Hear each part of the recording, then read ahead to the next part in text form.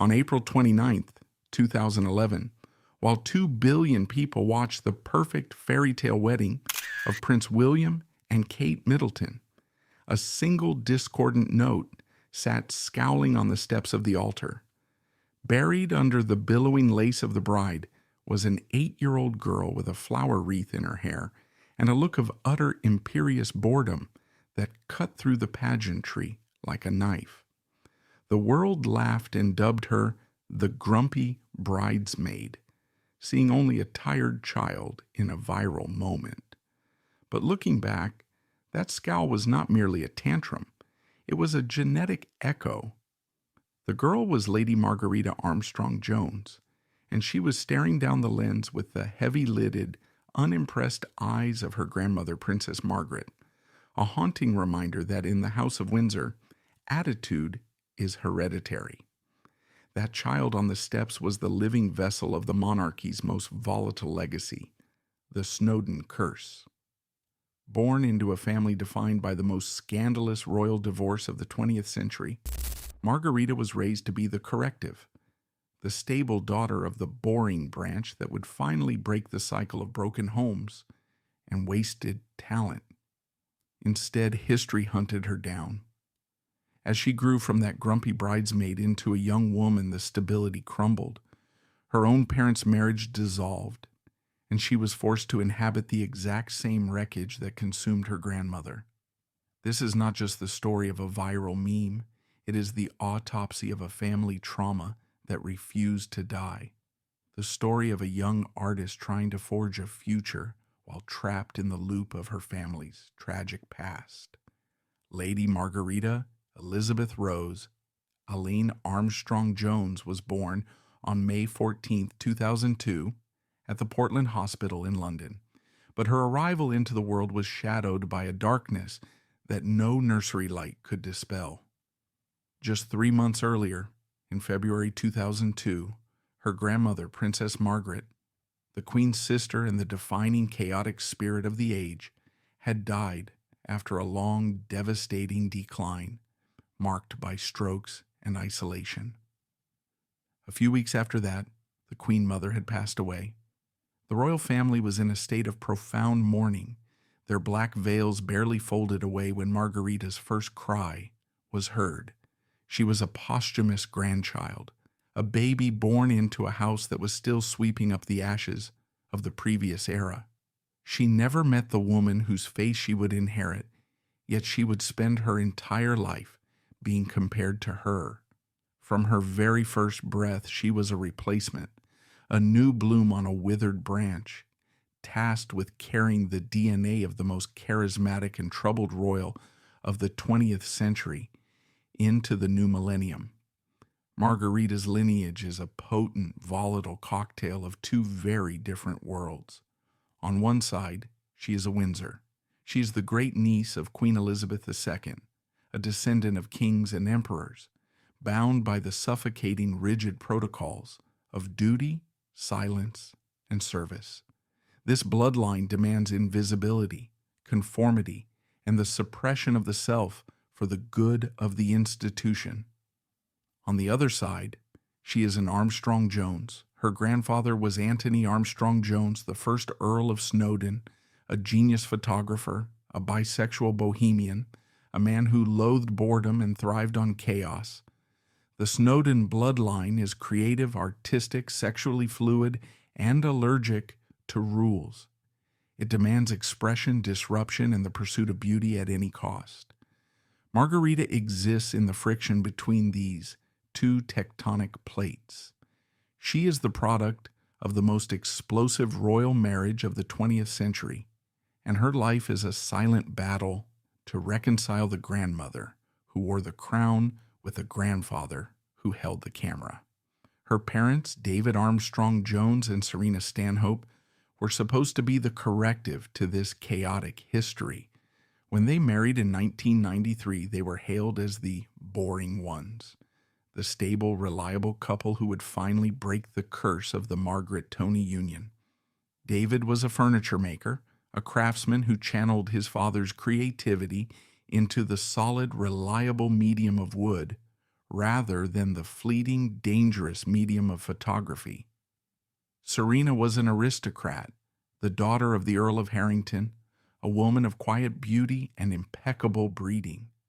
Together they built a life that was deliberately, aggressively normal. They lived in Kensington Palace, yes, but they stayed out of the tabloids.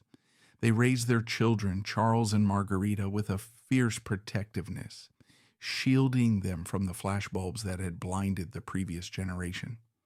Margarita's childhood was a strange hybrid of the magical and the mundane, a surreal existence lived in the margins of the monarchy.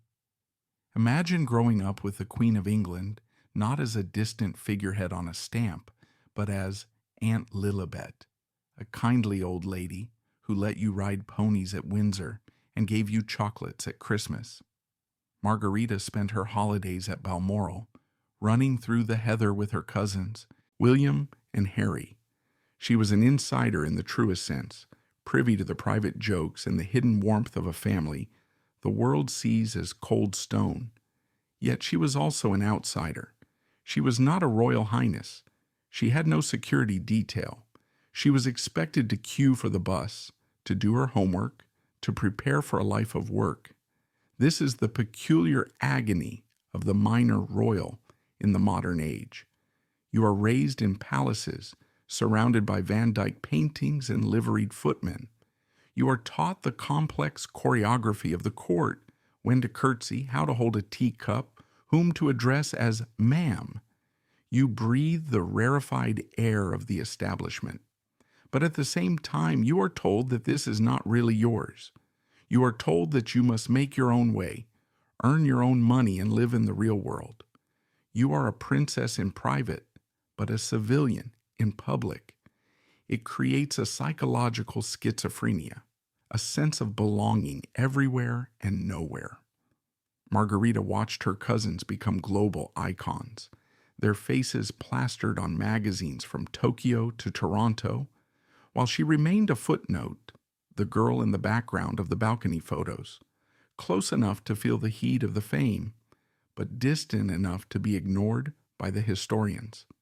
For the first 18 years of her life, it seemed that Margarita would escape the Snowdon curse. Her family was the stable anchor in the turbulent sea of the Windsors. While Charles and Diana were tearing each other apart in the 90s, while Andrew and Fergie were engulfed in scandals, David and Serena were quietly making furniture and raising their kids. They were the proof that you could have Armstrong Jones blood and not destroy your life. They were the success story. Margarita grew up believing that the trauma of her grandmother's divorce was ancient history, a black and white newsreel that had nothing to do with her Technicolor life. But history in the House of Windsor is not a straight line. It is a circle. The trauma is not erased. It is merely dormant. In 2020, the year the world locked down, the facade of the Snowdon stability finally crumbled. The announcement was terse, polite, and devastating. David and Serena Armstrong Jones were divorcing after 26 years of marriage. To the public, it was a minor news item, overshadowed by the drama of Harry and Meghan's exit. But for Margarita, then 18 years old and standing on the precipice of adulthood, it must have felt like a genetic inevitability crashing down on her head. The stability was a mirage. The boring ones had failed. The curse had simply skipped a generation of headlines to land with quiet, crushing weight on her own doorstep. The divorce of her parents was not a scandal in the tabloid sense. There were no leaked tapes, no lovers named in court papers, no throwing of vases. It was, by all accounts, a civilized drift, the erosion of a relationship over time. But in some ways, the quietness made it worse. It shattered the myth that Margarita had clung to, the myth that her branch of the family was different, that they had figured out the secret to happiness that had eluded Princess Margaret. The divorce forced Margarita to relive the trauma of 1978, the year her grandparents' marriage imploded, but in high definition, in her own living room. She saw her father, a man who worshipped the memory of his mother, succumb to the same fate. She saw the architecture of her childhood dissolved. It was in the wake of this collapse that the Margaret in Margarita began to emerge.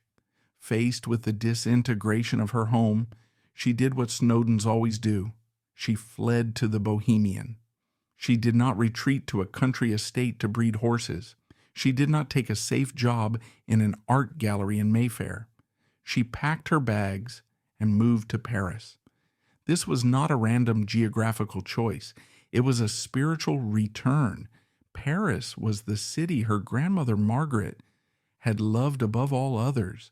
It was the city where Margaret could escape the suffocating judgment of London, where she could smoke cigarettes in cafes and pretend for a few hours that she wasn't the Queen's sister. For Margarita, Paris offered the same promise: anonymity and reinvention. She enrolled in the Haute École de Joaillerie, a prestigious jewelry school. This was her declaration of independence. She wasn't going to be a lady in waiting. She wasn't going to be a prop for the monarchy. She was going to work with her hands.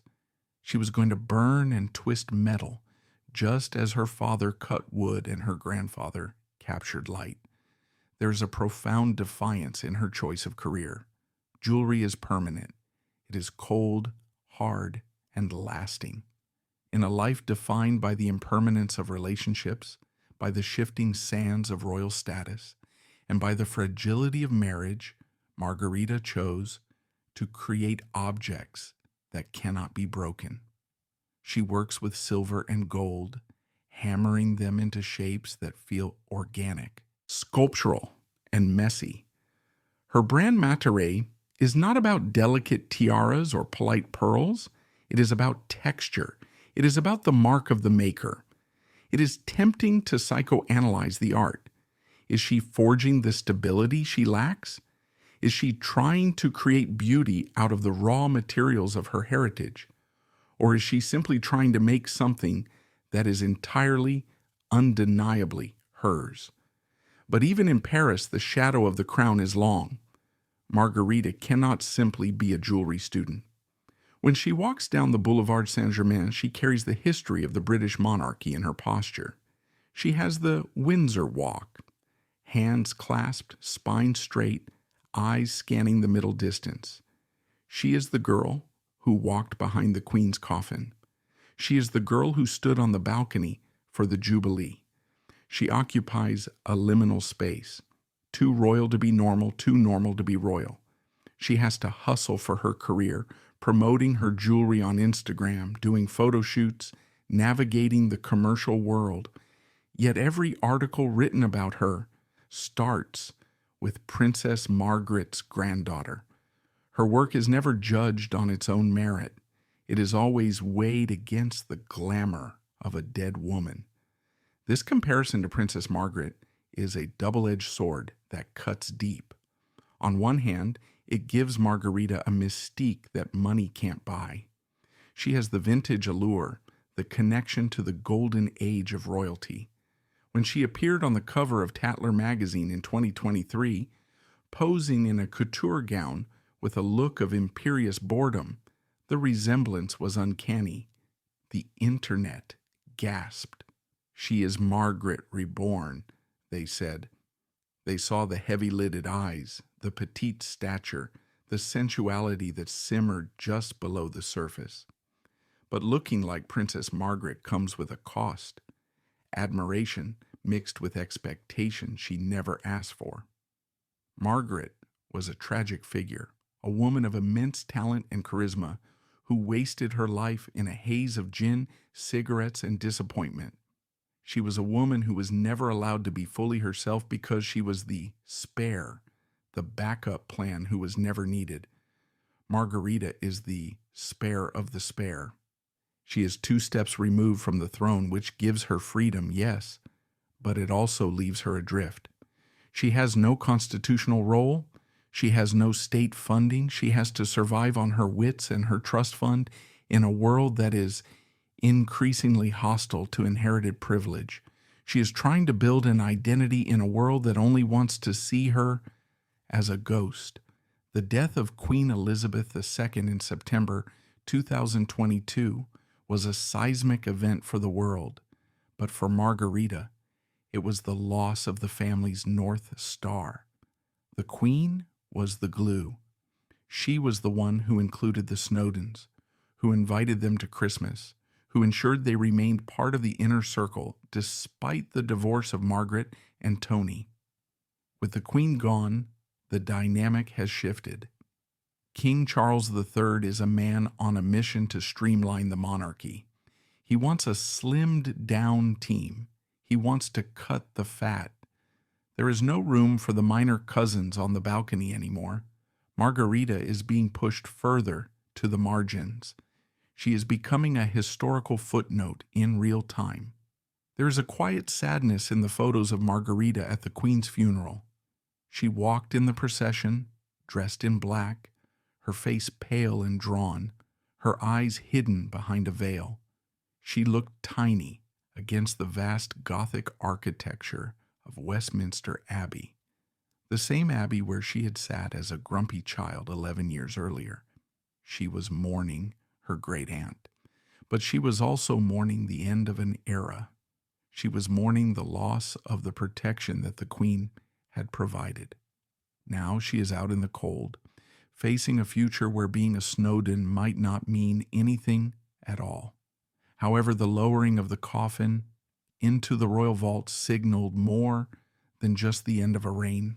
It signaled the evaporation of the atmosphere that had allowed Margarita to float in the safe middle ground of the monarchy. With the protective matriarch gone, the chill of the new Carolean era set in immediately, a stark reality where sentimental attachments to nieces and cousins were secondary to the survival of the direct line. It was a cold wind that blew through the extended family, stripping away the last illusions of security and forcing Margarita to seek warmth in the only place she could control, the fire of her own creation. The silence wasn't just emotional quiet. It was the sudden loss of the protective gravity that had held the family together. For 20 years, Lady Margarita Armstrong Jones had lived within the gravitational pull of her great-aunt, a force that was steady, ancient, and shielding. The Queen had been the great equalizer, the matriarch who ensured that the children of her late sister Margaret were never relegated to the cold outer orbit of the family. But with the accession of King Charles III, the physics of the monarchy changed overnight. The new king's vision was leaner, sharper, and relentlessly focused on the direct line of succession. The peripheral royals, the cousins, the nieces, the grandchildren of the spare, were quietly, politely, but firmly unmoored. For Margarita, standing in the nave of St. George's Chapel, as the Queen's coffin was lowered into the vault, this shift was existential. She was no longer the protected grandniece of the sovereign. She was now simply a private citizen with a famous face and a surname that echoed with old scandals. It is in this cold new climate that Margarita's decision to retreat into the heat of the workshop takes on a profound psychological significance. While the British press was busy dissecting the fallout of the Harry and Meghan saga, Margarita was in Paris putting on a protective apron and picking up a blowtorch. There is something deeply symbolic about a member of the royal family choosing to work with molten metal. For centuries, her ancestors had worn gold and silver as symbols of divine right, placing them on their heads or pinning them to their chests as static displays of power. Margarita chose to melt them down. She chose to take the raw materials of her heritage and beat them into new shapes with a hammer. Her jewelry brand, Materay, is the physical manifestation of her internal landscape. The pieces she creates are not the delicate filigree confections one might expect from a princess. They are textured, rugged, and reminiscent of natural erosion. They look like objects that have survived a storm. In interviews, she speaks about the meditative quality of the craft, the way the repetitive motion of filing or hammering quiets the noise of the mind. One does not need a degree in psychology to see what is happening here. In a life defined by public scrutiny and family fracture, the act of making something permanent, something that cannot be argued with or spun by a tabloid, is an act of survival. She is forging her own armor piece by piece. But if the workshop offered a refuge, the camera lens offered a trap.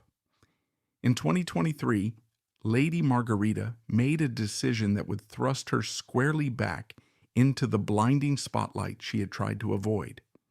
She agreed to appear on the cover of Tatler magazine.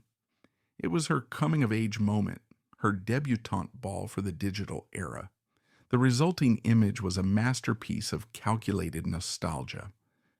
Dressed in high couture, staring down the lens with a mixture of boredom and challenge, Margarita did not just look like herself. She looked like a reincarnation. The public reaction was visceral. The internet was flooded with side-by-side comparisons of Margarita and Princess Margaret. The heavy eyelids, the petite frame, the Windsor jaw, the imperious set of the mouth, it was all there. For the royalists, it was a thrill, a chance to relive the glamour of the 1950s. But for those who loved Margarita, it must have been terrifying.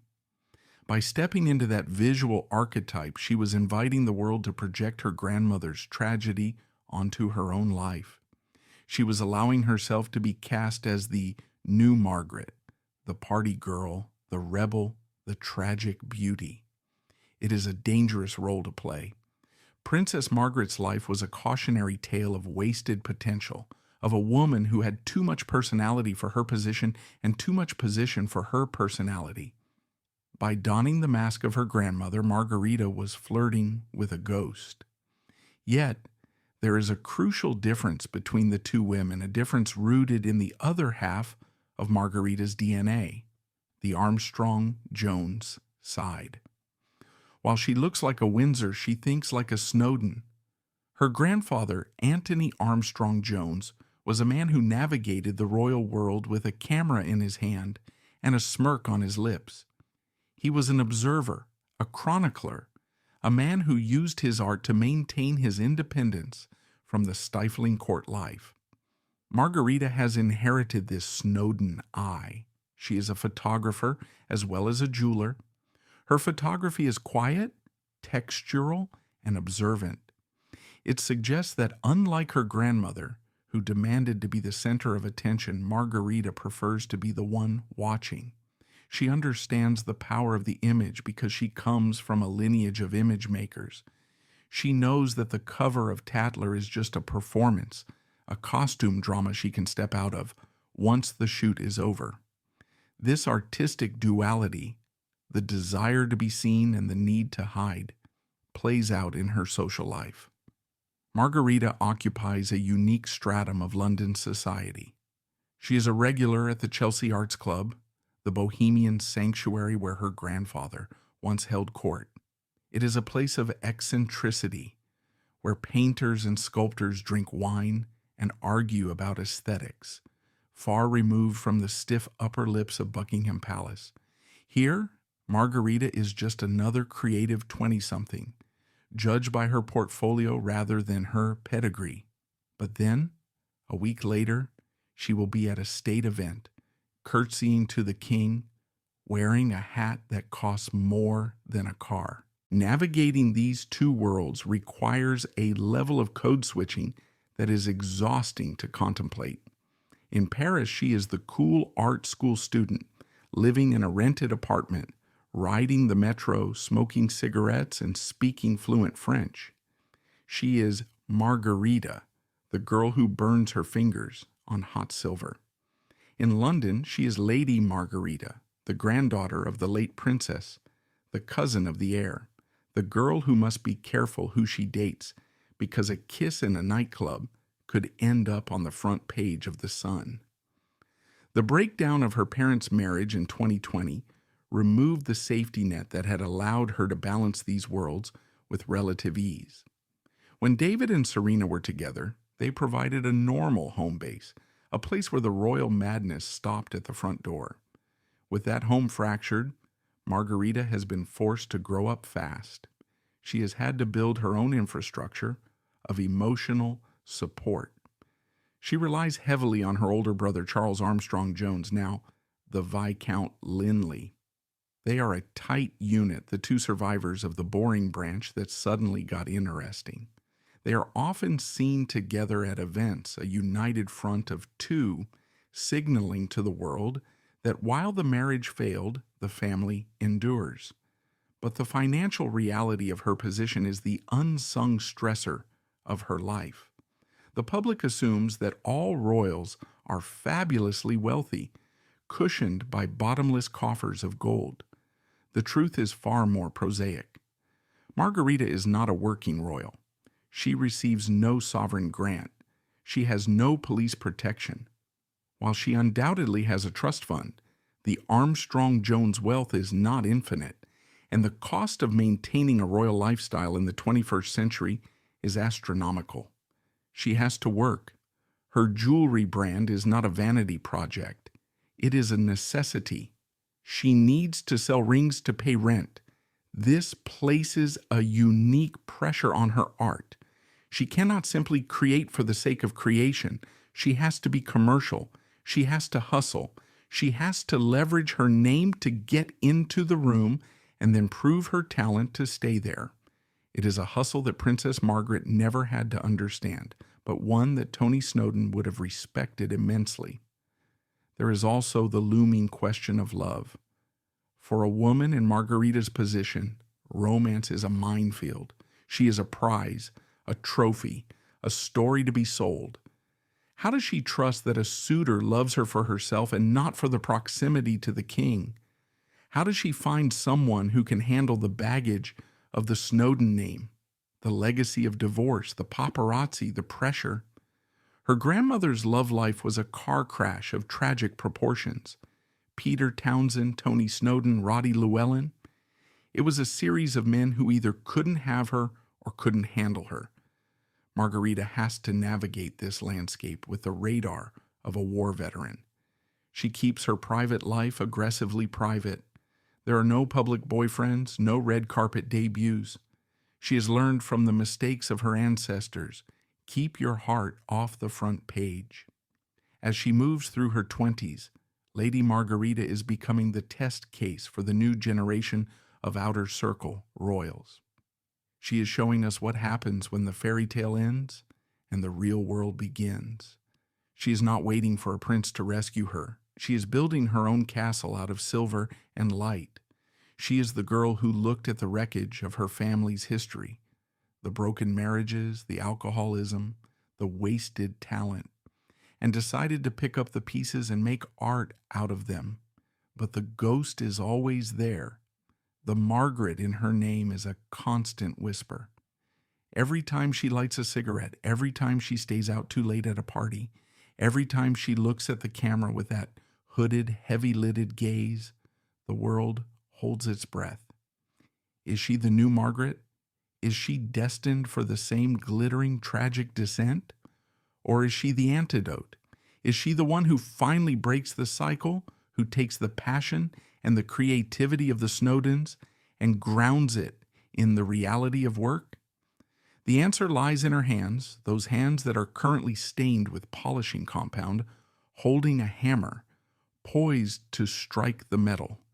She is beating out a new rhythm, a sound that is distinct from the fanfare of the palace. It is the sound of a woman working, and in the House of Windsor, that might be the most revolutionary sound of all. This rhythm, however, could not be fully realized within the suffocating goldfish bowl of London, where every move is calibrated against the expectations of the court. She eventually left London not to escape but to reset, allowing Paris to become a workspace rather than a hiding place. She wasn't just changing her address, she was stepping onto a stage where her name was a curiosity rather than a cage. The geography of the House of Windsor is usually mapped out in palaces: the red brick of St. James's, the gray stone of Windsor, the stucco of Buckingham Palace. These are the fortresses of duty, the places where the family performs the endless theater of monarchy.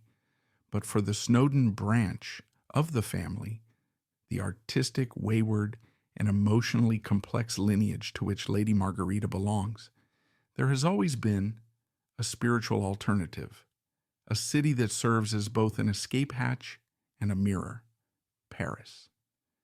It was to Paris that Princess Margaret fled in her youth to escape the suffocating moral judgment of her sister's court, drinking whiskey in the salons of the Polignacs and pretending for a breathless few weeks that she was merely a woman of taste rather than a princess of the blood.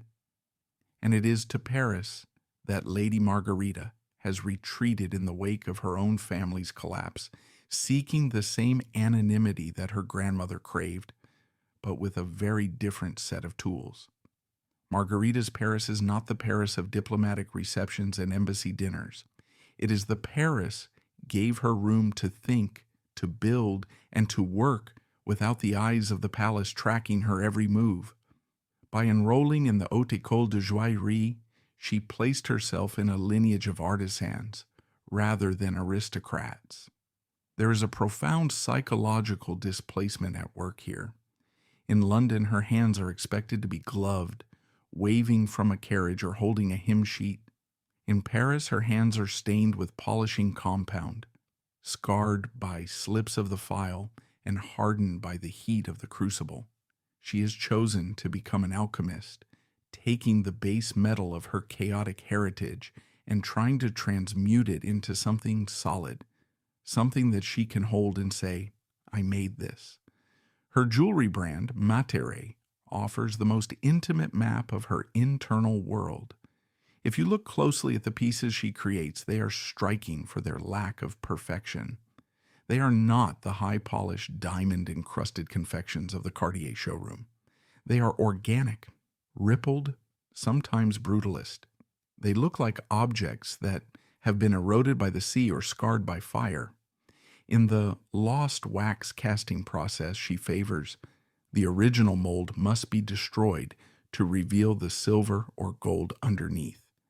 It is a violent act of creation that mirrors her own life. The mold of the perfect royal family, established by her parents, David and Serena, had to be destroyed by their divorce in 2020 for the true, resilient Margarita to emerge. She is wearing her scars on her fingers, selling the aesthetic of survival to a generation that understands that perfection is often just a lie we tell for Instagram. This tension between the digital image and the physical reality is the specific battlefield of Margarita's generation. She is the first of the Margaret bloodline to come of age in the era of the algorithm. Her grandmother had to contend with the long lenses of the paparazzi hiding in bushes. Margarita has to contend with the smartphone in every pocket. She lives in a state of constant ambient surveillance. A photo of her smoking a cigarette on a balcony in the Marais can be uploaded, tagged, and dissected by royal forums within seconds. Is she spiraling? They ask. Is she channeling Margaret? Look at the sadness in her eyes. She is a canvas upon which the public projects their nostalgia for the tragic, glamorous dysfunction of the Snowdons. Yet, unlike her cousins Harry and Meghan, who attempted to control the narrative by feeding the beast with documentaries and memoirs, Margarita has chosen a strategy of cryptic silence. She maintains a social media presence, but it is curated with the precision of a gallery curator. We see the jewelry, we see the texture of a wall, we see a shadow, we rarely see her. When she does appear, it is often in the context of her work or in high-fashion editorials where she is playing a character.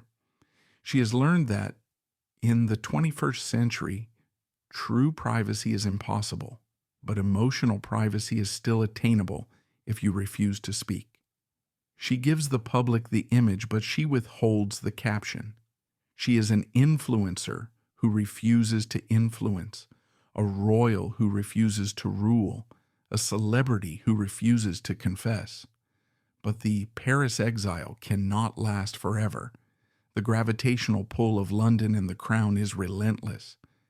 As the reign of King Charles III settles into its rhythm, the slimmed-down monarchy is becoming a stark reality for the outer circle. For Margarita, this means a redefinition of her existence. She is no longer just a minor royal. She is becoming a member of the royal gig economy. Without the financial cushion of the sovereign grant, and with the Armstrong Jones fortune divided by divorce and diluted by inflation, she faces a future that her ancestors would have found baffling. She has to hustle. We see this in her recent public appearances. She attends store openings. She collaborates with fashion brands. She is leveraging the only asset the monarchy cannot strip from her, her aura. There is a cynical interpretation of this, of course, that she is just another nepotism baby cashing in on a famous last name, but that view ignores the tragedy of her position. She was raised in the palaces, trained in the etiquette, and burdened with the fame, but denied the support system that sustains the working royals. She has been given the champagne taste on a sparkling water budget. She is expected to look like a princess, dress like a princess, and behave like a princess, but she must pay for the dress herself. This economic precarity binds her tightly to her brother, Charles Armstrong Jones, Viscount Linley. If Margarita is the ghost of Princess Margaret, Charles is the ghost of Lord Snowdon, quiet, watchful, and bearing the weight of the earldom. The two siblings have formed a defensive pact in the wake of their parents' divorce. They are rarely seen apart at major events, moving through the crowds like two survivors of a shipwreck who are afraid to let go of each other's hands. They are the Snowdon remnant, the last two people who truly understand what it means to be born into the most artistic, destructive, and glamorous branch of the family tree. They are protecting each other from the centrifugal force of the family history, trying to ensure that the Snowdon curse of divorce and unhappiness ends with them. However, the world wants Margarita to be wild. The media narrative is hungry for a bad girl in the royal family to replace the void left by Prince Harry's departure and Prince Andrew's disgrace. They look at Margarita's heavy-lidded eyes, her artistic career, her Paris apartment, and they want to write a story about rebellion. They want her to be the party princess stumbling out of nightclubs at 3 a.m., throwing drinks and dating rock stars. They want the reincarnation of Margaret's mystique hedonism. But Margarita seems determined to deny them this satisfaction. Her rebellion is far more quiet and far more modern.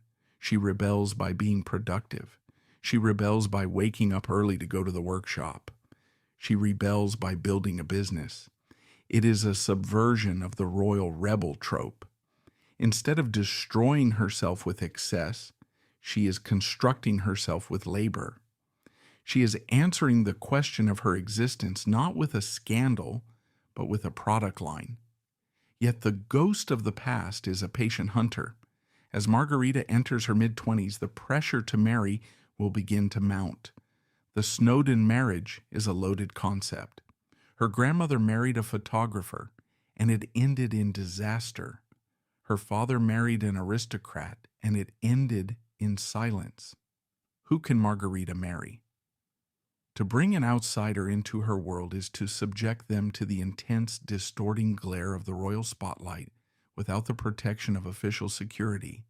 To marry an insider is to trap herself further in the gilded cage.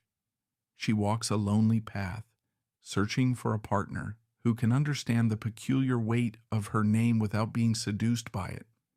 There is a moment from the coronation of King Charles III that captures her current state perfectly. Margarita sat in the abbey dressed in a chic, understated outfit, surrounded by the full pomp of the state. She watched her uncle, the king, being anointed with holy oil. She watched the crown being placed on his head. It was a ceremony of ancient magic designed to elevate a human being to the status of a demigod. And there was Margarita, the jewelry maker, watching it all with the cool, appraising eye of a craftsman. She knows better than anyone that the crown is just gold and velvet. She knows that the magic is a performance. She knows that underneath the ermine there are just people flawed and fragile, trying not to trip on the steps.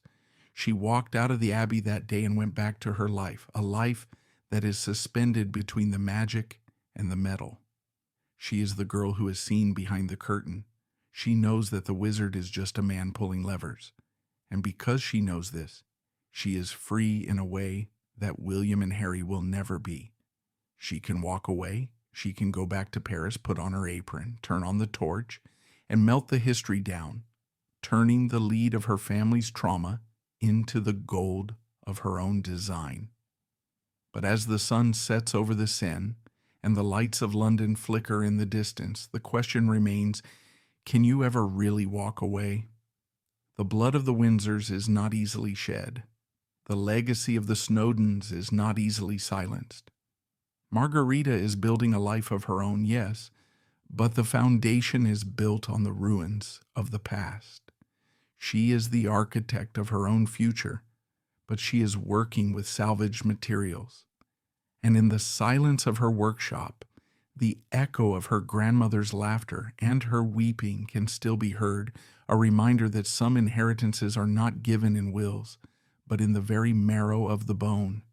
Yet legacies are not always intangible whispers or genetic predispositions. Sometimes they arrive in velvet boxes, heavy with the specific gravity of history. As Margarita navigated her path between the anvil and the iPhone, the past reached out to touch her in a startlingly physical way. It came in the form of a specific object, passed down through the wreckage of the divorce, which arrived just in time to test whether she was truly the master of her own narrative or merely a dress-up doll for the ghosts of 1960. But some inheritances are not as invisible as genetic trauma or artistic temperament. Some are cold, hard, and heavy enough to weigh down a hand. In May 2023, to mark her 21st birthday, Lady Margarita received a gift that had been locked away in a vault since the turn of the millennium. It was a ring, but it was not just any ring. It was the engagement ring that Margarita Armstrong Jones had designed for Princess Margaret in 1960. It is a piece of jewelry that tells the entire story of the Snowdon tragedy in a single object, a central ruby surrounded by diamonds, arranged to look like a rosebud, a reference to Margaret's middle name, Rose. It is beautiful, intricate, and deeply cursed. This was the ring that started the marriage that ended in the most scandalous divorce of the century. By wearing it, Margarita was physically slipping her finger into the loop of history that had strangled her grandmother's happiness. Yet when Margarita wore this ring to the coronation of King Charles III just weeks later, something remarkable happened. She did not look like a woman weighed down by a relic of failure. She looked like a woman reclaiming a symbol. By taking the Snowdon ring, the symbol of the love that broke, and wearing it as a piece of fashion, as a talisman of her own identity, she was performing a kind of exorcism. She was rewriting the meaning of the object. It was no longer the ring of a tragic princess. It was the ring of a successful young designer. It was a Margarita ring, not a Margaret ring. In that subtle gesture, she proved that she is not haunted by the past. She is curating it. She is taking the wreckage of the 20th century and upcycling it for the 21st. This ability to metabolize the past is what separates Margarita from the other spares of the Windsor dynasty. We live in an era defined by the Sussex narrative, the belief, popularized by Prince Harry, that the only way to survive the trauma of the royal fishbowl is to smash the glass and run. Harry's response to his pain was loud, public, and destructive. He declared war on the institution to save himself. Margarita, facing a similar level of structural displacement and family breakdown, chose the opposite path. She chose the Snowdon solution, creative sublimation. She didn't write a memoir blaming her parents or the system. She poured her anxiety into silver and gold. She didn't sell her story. She sold her art. She stands as the silent counter-argument to the idea that royal trauma must always end in a Netflix deal. She proves that you can keep your dignity without losing your voice, provided you speak through your work and not through a ghostwriter. However, the path ahead for Lady Margarita is fraught with a specific modern peril, the cliff edge of relevance. As the reign of King Charles III progresses, the definition of royal family is contracting. The balcony is getting smaller. The invitations to state banquets will eventually stop coming. Margarita is currently in a sweet spot, young enough to be interesting, connected enough to be invited. But what happens in 10 years? What happens when Prince William becomes king and the focus shifts entirely to his children? Margarita risks becoming a former royal, a woman with a title but no role, drifting through the high society parties of London like a ghost from a previous season. This is the gray zone that destroyed her grandmother. Margaret spent the second half of her life trying to find a purpose when the world had moved on to Diana. Margarita must avoid this trap. Her defense against irrelevance is her career. By becoming a professional, a photographer, a jeweler, a brand, she is building a lifeboat that will float even when the royal yacht sails away without her. She is preparing for the day when being Princess Margaret's granddaughter is no longer enough to get a table at the restaurant. She is ensuring that when that day comes, she can book the table under the name Armstrong Jones, designer. There is a poignant irony in the fact that Margarita has found her footing in the very city where her grandmother was happiest, yet also most lost. Paris was Margaret's escape, but it was an escape into fantasy. For Margarita, Paris is reality. It is where she pays bills, buys groceries, and files her taxes. She has succeeded where Margaret failed because she has embraced the mundane. The grumpy bridesmaid on the steps of the Abbey wanted to go home and play. The woman she has become realizes that the game is only fun if you make the rules yourself. As we look at the House of Windsor today, it is a structure under renovation. The old wings are being closed off, the staff is being reduced, and the windows are being opened to let in the cold air of modernity. Lady Margarita Armstrong Jones is not part of the main structure anymore. She is the folly in the garden.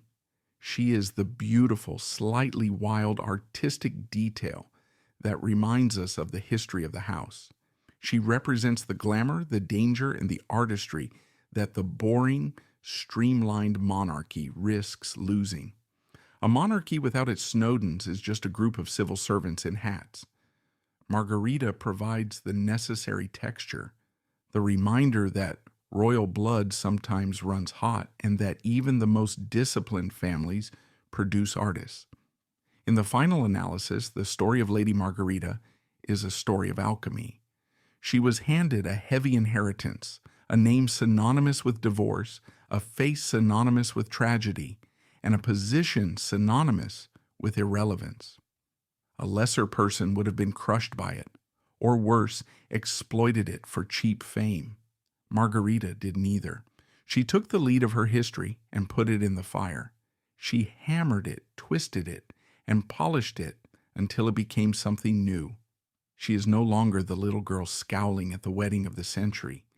She is the woman standing in the doorway of her workshop, wiping the silver dust from her hands, looking out at a future that belongs to her alone. She has broken the curse not by running away from it, but by making it work for her. The Snowdon name is no longer a warning. Thanks to her, it is becoming a brand. And as the heavy oak doors of history close on the turbulent saga of Princess Margaret, it is Margarita who holds the key, twirling it in her fingers like one of her own rings, a small, hard, beautiful thing that she forged herself in the fire of her own survival.